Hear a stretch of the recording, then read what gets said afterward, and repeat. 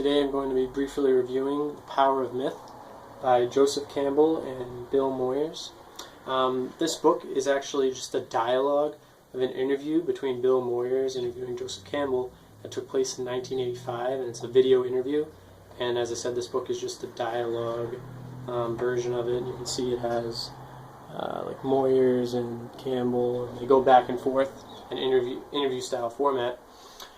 And there's many different themes in this book, all of which are very, very intellectually stimulating and interesting. But I'm just going to focus on one of them. Some of them are, for instance, Power of Myth, which it has a title. Campbell talks about mythology, and he compares Indian, Native American, Hebrew, Greek, all these different mythologies, and he kind of compares them and says how they're similar.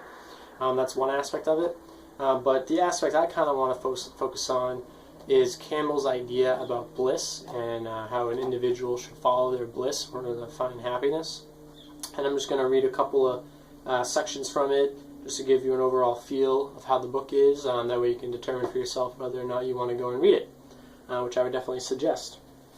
So Campbell says in the interview, quote, "The world is full of people who have stopped listening to themselves or have listened only to their neighbors to learn what they ought to do, how they ought to behave, and what the values are that they should be living for." And what this is essentially meaning is that we determine kind of what we want to do with our lives based on what we think from society and other people and our friends and family. Kind of what do we want to do with our life? What are we going to do every day from day-to-day activities? And things like that, and then that progresses into him talking about following your bliss. He writes, or says, because there's an interview originally, quote, "I don't believe life has a purpose.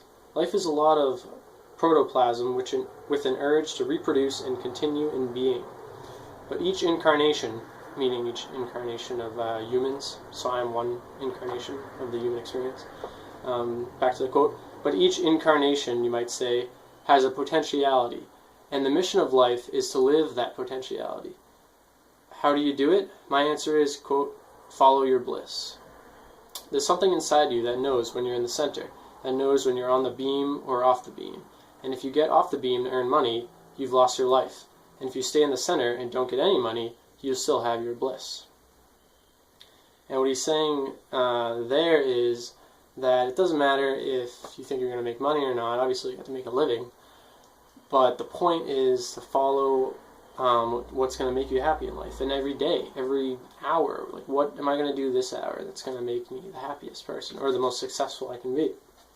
He says elsewhere, "The way to find out about your happiness is to keep your mind on those moments when you feel most happy. Keep your mind on those moments, when you really are happy, not excited nor just thrilled, but deeply happy. This requires a little bit of self-analysis. What is it that makes you happy? Stay with it. No matter what people tell you, this is what I call following your bliss." And then the last quote I will give you before giving you my review on this particular book. I definitely am going to go get some more Campbell because this guy is pretty smart. And then for the last quote, "Any life career that you choose in following your bliss should be chosen with that sense, that nobody can frighten me off from this thing. And no matter what happens, this is the validation of my life in action," end quote. So yeah, I just found the whole bliss, follow your bliss thing very inspiring, and there's a lot more in there than what I read, obviously, or quoted, I should say. And the mythology is all really cool. It gets, I will say, most of the books I review on my channel are philosophy books. This is a little bit Zen mystic for the average like analytical philosopher fan. But it's definitely worth reading, and when you compare it to idealism, and you compare it to Carl Jung, or even some Schopenhauer, or Castrip, if you can kind of delve it into other things, existentialism, Sartre, with being, becoming, and you're constantly becoming. When you compare it with others, it just makes it amazing. And even as a standalone philosopher, even though he's not actually a philosopher, he's like a mythologist or something like that. He's definitely a very smart guy. So I would definitely consider reading some Joseph Campbell.